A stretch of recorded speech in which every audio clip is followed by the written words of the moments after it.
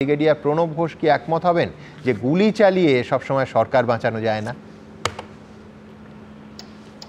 Well, most inevitable যে জিনিসটা হওয়ার ছিল সেটা হলো।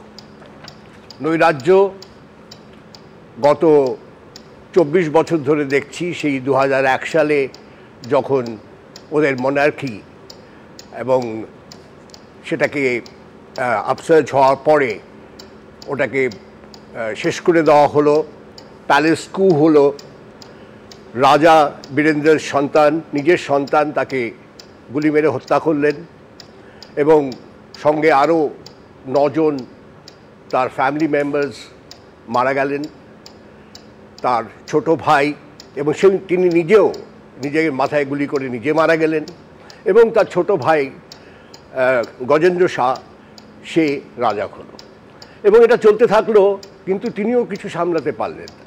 কাজেই এটা যে শুরু হয়েছিল হঠাৎ যে একটা কিছু হয়ে গেল 2001 সালে, কিন্তু তা নয়। নেপালে নৈরাজ্য তার অনেক আগের থেকে চলছে। হ্যাভস অ্যান্ড হ্যাভ নটসের যে ডিস্টেন্সটা আস্তে আস্তে আস্তে আস্তে প্রলং হচ্ছিল। অ্যান্ড পৃথিবীতে কোনো আপরাইজিং, কোনো আপসার্জ, কোনো volcanic eruption just one of the days হয়ে যায় না, এটা জাস্ট কখনো হয় না।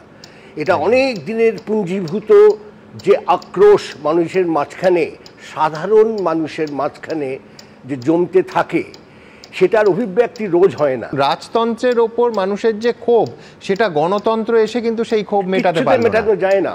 আপনি যদি একজন মানুষকে ঠেলতে ঠেলতে তার দেয়ালে লাগিয়ে দেন, যখন তার আর কিছু খোয়াবার নেই, তখন ঠিক এই জিনিসটা হয়।